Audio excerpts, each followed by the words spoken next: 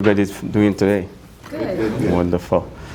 So I think I had a plan to discuss who I am, but I think now we're going to move very fast on that. Thank you very much for that warm introduction. Okay. All right. So I like traveling. That's another thing. I'm a good newcomer. So yes, who can guess some of these countries? This is just a warm up. Paris, New York, and maybe Turkey. All right. Paris? Yeah, you got it. New York, Paris. What's the other one? What about this one? Because mostly those are from Africa. Where is this? Very well known. It's Fespaco in Burkina Faso. One of the biggest country for African films and things, I don't know, culture and so forth. Very big one. And this one is Ivory Coast, Abidjan. So, yeah. So now that Rihanna has presented me very well, thank you very much for that. I would like to present Africa Center. Why I'm presenting Africa Center? The goal is not about Africa Center today. The goal is about the reality of newcomers in Canada. But I think, okay, thank you, sir. I think while talking about that, I would like to present Africa Center so you see why I'm linking the solutions, what we have found as some. We don't have holistic solutions. That's why at the end of this presentation, I would like to have some discussion with you and pick some brains. People are very smart. One person can find one solution, but if we are more, we can find more solutions. So Africa Center, for those who don't know, Africa Center is one of the biggest Pan-African organization in Western Canada. When you say Western Canada, it's mostly from Manitoba going back to BC. So it was created back in 2006. We are getting 20 years this year. By the way, we welcome all of you to come celebrate that 20 years. We serve youth. We serve families, seniors, and newcomers holistically. When we say newcomers, mostly who we serve are African descent. What we mean by African descent is people from the African continent, which means from South Africa, you take from south to north of South Africa to Algeria, you take all from Somalia to Mauritania, all the continents, you take 54 countries plus the Afro-Caribbean and the blacks of North America, which means the blacks of Amber who have been here over 100 years, and the kids who are born here, they don't know anywhere than Canada. So that's Africa Center in a nutshell. So what we support is really cultural identity, because what we found, that is one of the things, the reality of newcomers, to succeed, integration versus acculturation. So we'll talk about that later. The other part, the mental health. Of course, people from the African descent, most of the people don't like talking about mental health, but that is one thing we also found as a reality of newcomers coming to Canada. The economic empowerment, we do that through our business programs. We have the one which is called Black Entrepreneurship Program. We've been doing that over the past 4 to 5 years now. And multi-generational programming, whereby that's a good picture we have there, where sometimes we bring kids. Because we found sometimes there's disconnect in families. There are some, not fights, because kids cannot fight a dad or mom, but there are some challenging situations in families. So those kind of things we bring in, we do that to support families and people who are new in Canada.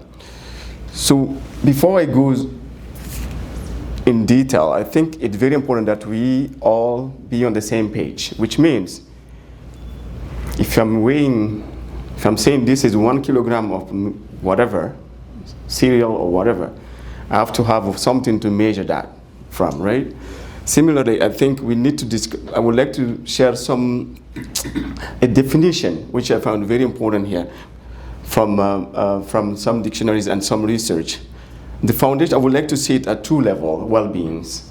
Well-being, when we talk about well-being, we look at it at the foundational level, but also the empowerment. If you look at it through the foundational layer, one thing is really first we need to ensure that cultural safety goes alongside with physical health. Yeah.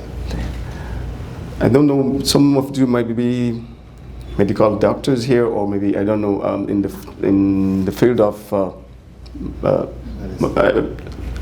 public health.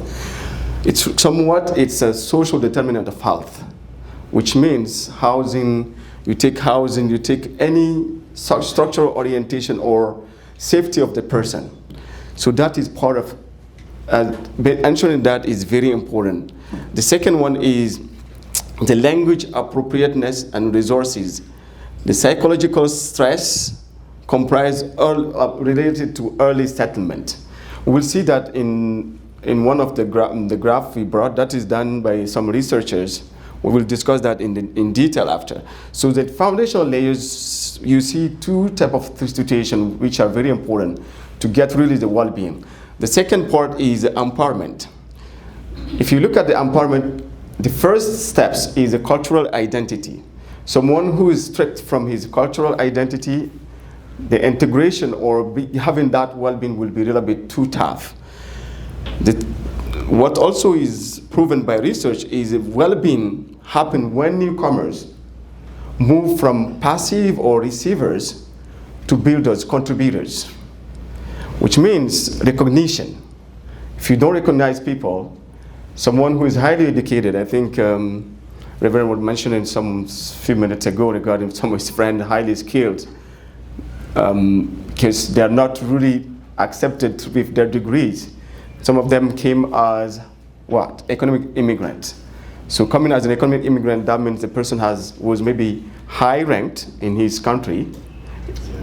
But for any reason, maybe he moved because he want to move, but also sometimes the person moves because there is an economic situation, maybe instability, safety related to safety and so forth. These people, they come in with their education and their experience. If that is not recognized, it will drop the level of that person to start thinking, oh, I can contribute effectively. Please keep these two approaches in mind because that will help us in the future. So I did some research, digging on what is the situation. I think data also we need to talk about data to prove what these topics, reality of newcomers and their well-being. The first one, I did some research on United Nations High Commissioner based in Canada. If you look at the situation from 2000 to 2005, there are some ups and downs. But if you look at the first 3-4 years, from 2022 to 2025, you see it started climbing after COVID. Then in 2024, over 117,000 people, asylum seekers only, not newcomers who came to Canada as an economic immigrant. But if you look at in 2025, that number dropped for 113, if I'm not mistaken. That was a drop of 34%. But from 2024 to 2026, 59%, according to the government as well. So that drop also accelerated some pressure on community-led integration because funding were cut. Many organizations who are in the settlement industry can tell us about that. And that disturbed a little bit the ecosystem. Now, the second part, which is very important, is 56% of newcomers, racialized, specifically who are racialized, they suffer mental wellness. They have that's a very big gap as well. 56% said they are suffering of mental health due to some situation. If you look at acute acculturative stress, because they're coming to Canada, okay, I'm moving to Canada, I need to get acclimatized to the situation, to the new environment. I need also to take get rid of some of my habits and so forth. That is one thing. Social isolation, I think that is very important. We're in Alberta. although with climate change, we still have that 6 months. We need to be in a cold situation. Underemployment is one of the biggest one as well. Someone who moved, even refugees from a camp, sometimes they have some skills they can utilize. And institutional navigation, knowing how to, some of us have been here maybe for 10 years, they still don't have all the information. We have people who have been coming to our services. You have been here for 15 years. What are you looking for here? I still need help. I don't know how to do this and that. That institutional navigation is one of the biggest challenges as well. But people are not considering that. It's a very tough situation on mental health. Now we move to the situation which is very important. I think most of us have faced is the wage recognition gap. So that is very important. People are skilled, mostly for those who are coming as economic newcomers. According to Statistics Canada, newcomers who are coming educated, their salary, there's a wage gap of 21.4% between them and their counterpart, Canadian born, due to systemic credential barriers. You're an engineer back home, even businesses, you cannot come do some trade jobs unless you go back to school. So that is another thing. The other part which is very important, this is mostly for black people, accessing capital to do your business. Right. So 30%, according to Innovative Science and Economic Development Canada, black people who are looking to create businesses, they have 30% less approval compared to any other people. So that is a big gap to help these people to move, those who are thinking of doing businesses, to really jump into business. So now, all these things also, we need to start looking at it in a very important angle, which I was mentioning, that 5 years window. Sometimes even some people are really lucky. If I say lucky, it's like opposite way I would like to say. Some for up to 5-10 years before they get into their jobs and their real original credential.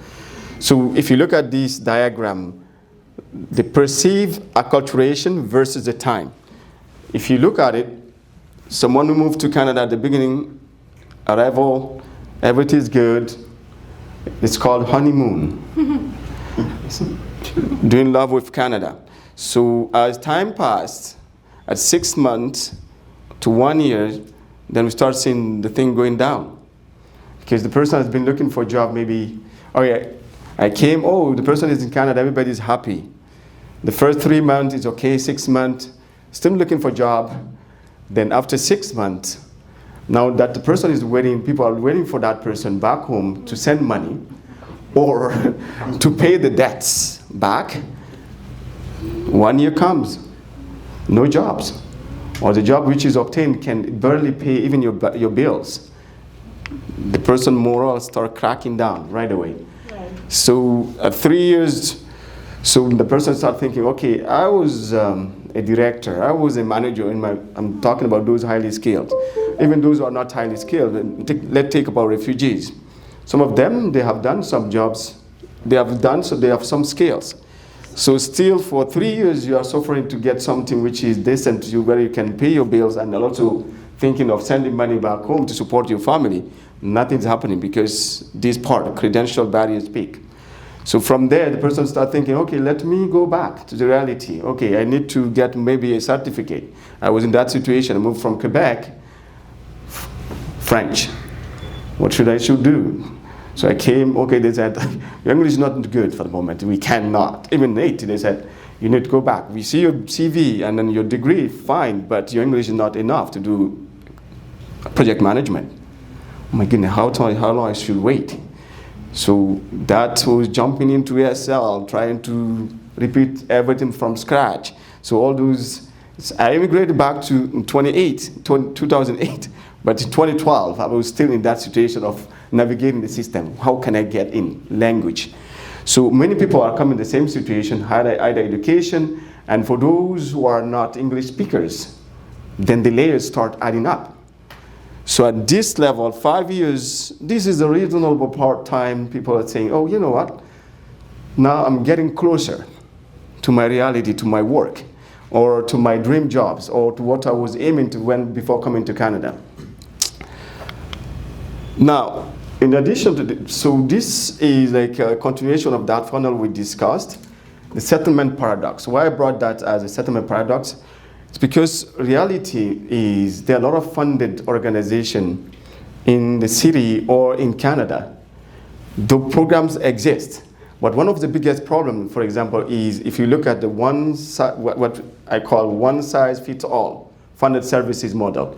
Some of these things cannot fit everybody. As I mentioned, for those who have, for example, English language barriers, so if you bring a program which is for Nigerian, for example, who has been doing all his degrees in English, although sometimes they call Nigerian too, they have accent, even if they have that opportunity to work. So that brings another layer. So for those who don't have that English language at that level, so you see the problem there. That person will be having another problem, a layer, which is the reality. The one of the reality will be, how can that person improve first the English to get to the English level, to get back to his work. So, but the programs are designed to fit everybody. It won't work. We are not in construction. We are not in rocket science. You do one thing, you can implement it, just do some changes based on the temperature out, but in social services, human services, it might change completely the dynamic. So which is not, that's why I said it's a one-size-fits model, which is not really correct. So the second thing is healthy, the immigration effect decline, as we mentioned earlier. Within the 5 years, you see people, still the morale is getting down. Universal health access requirement requires deep systemic navigation literacy. So that's why in many of these settlement programs of today, they have put in place how people can, you have in the settlement program, how really take people to hospitals, take people to schools, and so forth. That health system is one of the also big challenge for newcomers. The social cultural isolation, we already discussed that. So all these things, the paradox of settlement, I believe things from my side need a centralized hub that create a safe environment for these people who are really facing these challenges and have a tailored programming which will support them. Now, that's why I would like to move to these systemic strategies which have been put in place. One is a cultural tailored care, which will support these people in increasing their mental health. So I attended recently a conference which was done by a very big institution, but all the research they did, some of them done by high-ranked universities, Oxford and UK, Harvard in US, and Calgary University. The thing is done for, when I looked at their results, I did not see that much of newcomers, for example, specifically from the Afro-descendant. That was not complete. I even asked, okay, will this result, which is this survey with these studies, big study which is done, can fit all type of things? It doesn't fit everybody, because the people who are quantified and the research done for the situation of a lot of things. If you look at the demographic situation, you take the level of education, the acclimatization of the culture in Canada and so forth, if it's different, you will see the situation completely different from one person to another. So that is one thing which is also really need a deep solution. The second one is grassroots results allocation. At this point, I think the federal government needs to start looking at funding allocation based on the support provided to people and how that is really supporting them, taking into consideration the cultural component, cultural sensitivity, and so forth. The last one, but not the least, is the credential. Unless the government starts looking at that, it will be still difficult to create that pathway for people who come with very high degrees to integrate and contribute to the economy. Research done by this organization, I think Institute, they're based in Toronto, they said to unlock Canadian economy, all the provinces, what I understood, recognition needs to be done for internal trade. Similarly, I think for Canadian socio-economic and part resilience, recognition should be done for newcomers as well and refugees. So bringing them, considering what they have brought into this country as a way to support. We are now facing, for example, tariff in Canada. Maybe this is the time Canada's government should think of how can they utilize many of these people who have immigrated here, even a refugee who was in a camp. There may be an opportunity to utilize this person to bring Canadian businesses if that country is now safe. The person knows everything there, so recognizing that aspect will be a value for the Canadian economy and the Canadian society, because that person will be a business owner, taking Canadian businesses, giving them that opportunity to explore that country the person is coming from. Let alone if it's the country is safe and have a system built. Canada has the most highly skilled immigrants if you compare to many Western worlds.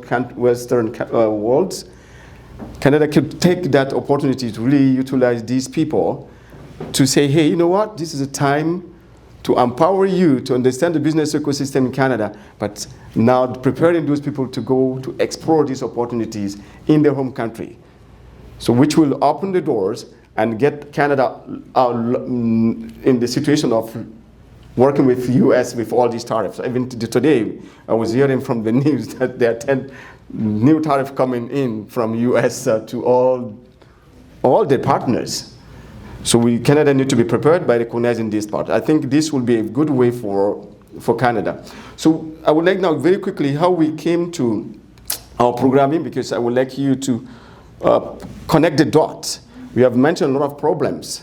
Now, how have we identified those problems or those situations or the reality of these newcomers to build or to create programming which are responsive? First, children and youth. So what we found out, very important in this situation, is creating a cultural sensitive daycares and dropping, so kids can also find that they can be raised, understand the culture, and get that acculturation we mentioned at the beginning as a bridge to Canadian system. The academic tutoring for youth, we have programming we have developed specifically to support African descendant people, youth, to get into either creating programming for their communities, but also or integrating the workplace through mentorship, which will open doors for them to get either hired from the same organization or get the certification which will empower them to get a job outside. The other thing is working with adults, as I mentioned to you right away a few minutes ago, regarding the Black Entrepreneurship Program. We found that is another opportunity. We would like even to utilize that as an opportunity to support, to contribute to the Canadian government vision to expand Canadian businesses in African descendant countries from the continent or from the Afro-Caribbean. The other part is supporting communities. When we found out that situation of the well-being, the reality of what, Canadian newcomers and refugees in Canada, their well-being, one thing is the community itself. For example, we found some organizations to sustain or to thrive in supporting their community members because they know very well their communities and what the community needs. We support them through that. The other part which is very important is seniors and elders. We found preventing our youth, our seniors coming from African descendant countries, they are mostly very outgoing, going out, visiting. Now they come here, they're isolated in one house. It's created that mental distress and you name whatever type of mental health these seniors can get. So we tailor the programming whereby these seniors can come together. By the way, I can show you a book, the cooking book. These seniors coming together, they built, because it's from across African descendant countries, they prepared a book to showcase each of the African 5 regions and Afro-Caribbean how to cook. And this book, we are thinking of selling it and giving them the royalties, which will help them to bring the culture outside, but also help them to get some revenue generation. Not that much, but it's a very good thing. If you want to buy the books, I have it here. You can look into it. So we also found out, we put in place computer literacy. We are in the era of digital literacy and what? AI. So we brought a digital literacy computer classes for them. You will be amazed that we have one senior who wrote a whole book utilizing AI from that program. So if you want to buy that book, I can connect you with that senior as well. So in a nutshell, that's the thing I wanted to discuss, but I think, as I mentioned to you earlier, before taking too much of your time, I would like to pick some of your minds in these 2 questions. Are we on time? Who is keeping time for us? It was 75 minutes. How many minutes I have? I think I would like to go even less than 75 minutes. Are we on time? Okay. So these 2 questions.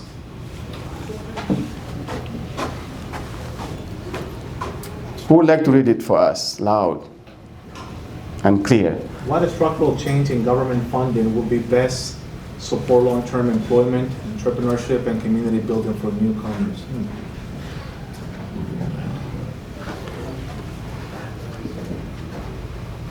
Yes, please. I guess my first question is, what is the current funding model? Like, for those who don't understand, what is the current funding model so that we can speculate on the best change? Very good question. So governments, we have a lot of funded organizations. I can name many, including Africa Center, by the way. We have a Newcomer Center, we name them. So how the funding model is, the government, they have their own policies. I'm thinking, this is my, please don't quote me on this. What I understood, sometimes they do research utilizing universities, which inform their policies. For example, immigration. So when we see the hike and the drop. So all these things are linked to what? Research either, or what they have done. So in this same situation, they look at the model, which is, okay, we have identified this as a problem, specifically as a problem for any communities, indigenous or mainstream or newcomers. Then they decide a funding, which is, okay, each departmental, these programs are linked. These ministers will come with their budget, and the budget is now approved and by, I don't know which level of the government, and then now goes, okay, let disperse this money, let open call for proposal, people apply, and then they apply, those who will get it, and then they start rolling out. That is, my understanding, that is one of the way they do the approaches. But at the same time, the government also, what they do when they roll these kind of programs, they also do what they call environmental scan sometimes. They just do some research, understanding, okay, we're just going to connect with communities, understand what is going on there, take those data, see what kind of action plan will be put in place. From that action plan, how much that will cost. Then that cost is voted under the policy and called for proposal or whatever, restricted or open bids, open, and people apply. These are the 2 things I know. Anyone else knows? Anyone from the government here? Yes. Yeah, so the last 30 years or so, I worked with a funding agency for the government. Okay. And the fundamental thing about applying for, in my case, a grant, is those applying think about it, what's in it for me? And so we need to lose that mentality as to what's in it for my community. Exactly. It's a total paradigm shift.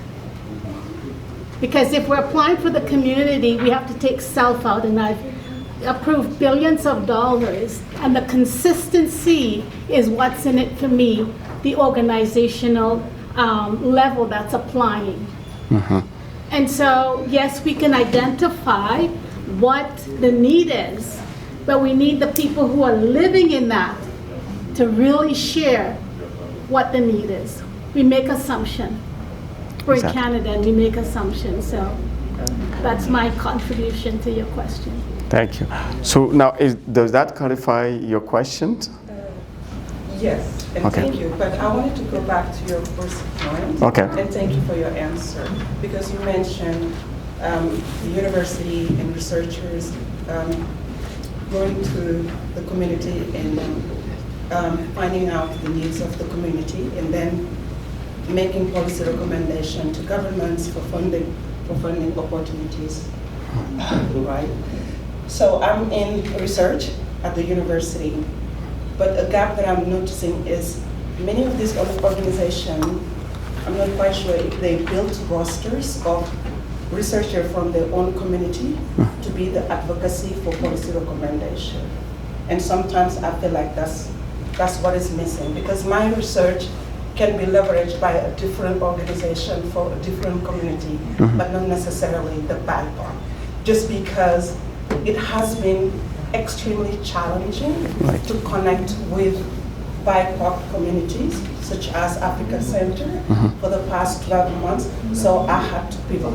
So for me, writing a policy recommendation may benefit, let's say, indigenous communities or other Chinese communities, Indian communities, but not Black, just because the organization that are Black-led has been not resistant, but extremely difficult to open the door and have a dialogue as to what my research can contribute to the community. So if funding is a vehicle for your organization, if research is a vehicle for your organization to have access to funding, I think localizing the community researchers that exist, such as myself, coming to either volunteer or be part of the policy or advocacy discussion could be a good way to identify how we can leverage the knowledge, the findings, and entrepreneurships that could be built from our research to your organization. And that's just my contribution. Good point. Thank you for that. We'll have the talk. Next, sir.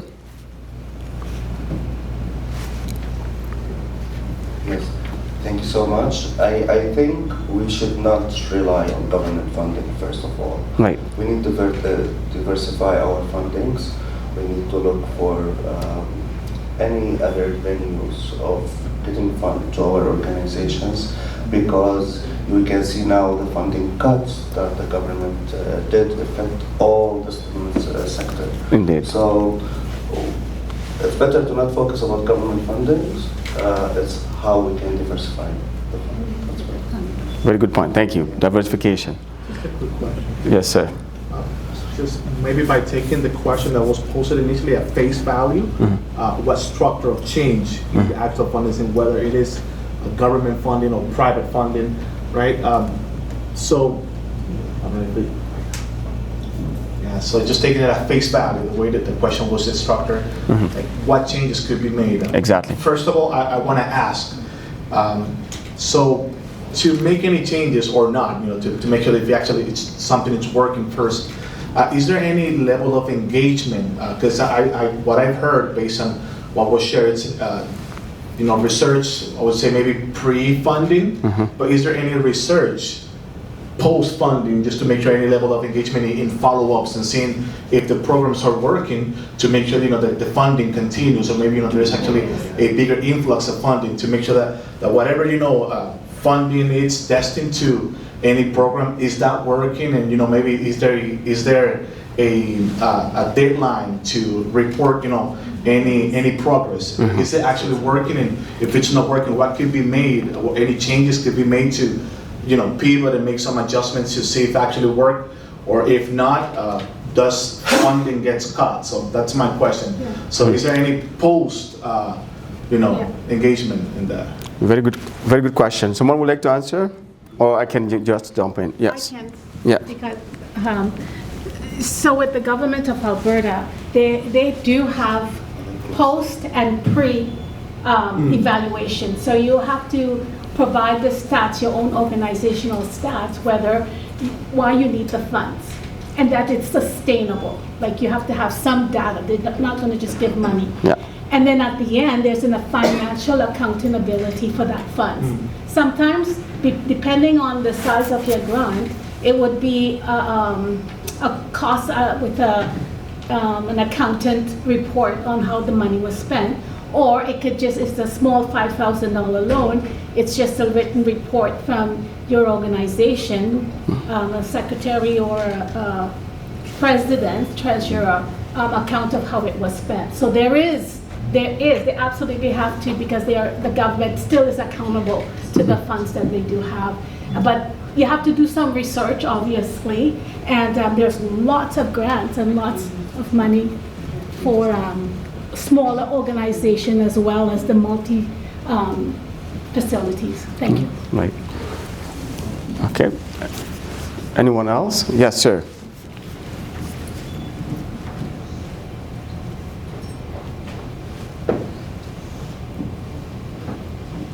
Okay, I will speak to two things. First of all, when it comes to the assessments, I think that the government reacts to things because of that. They don't actually really care about the evaluations. That's my opinion.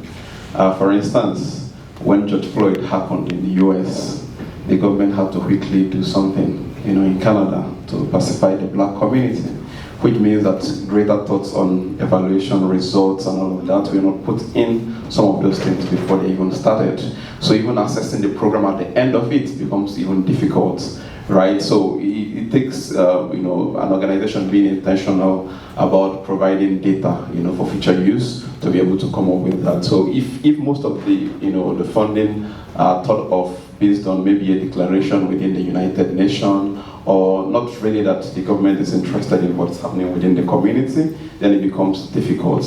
And then when it comes to research, the thing is that most of the employees within the non-profits are employed based on programs. Mm-hmm. So organizations, a lot of non-profits don't have people hired for research. So it takes a lot of work, unless, for an organization that is very interested in research, to have people who will, work with even some of those scholars when it comes to that. Because, if I employ someone for an employment program or entrepreneurship program, the roles and duties and responsibilities are around the results as per what the funders are asking for. So when we are getting people emailing from universities and other places asking for time that they do not have, it's not them pushing back, it's they are willing to do that, but they don't have the availability, they don't have the resources internally to even accommodate someone volunteering. You have to provide the resources for the person to volunteer efficiently, right? So it's kind of difficult, and that's where we encourage organizations to partly move from funding to building organizational structures where they can now have pillars that the organization rely on, so that if research or any other thing becomes a part of it, they know how to go around it, and then also use volunteer resources to be able to get the best out of it. Thank you. So I think they both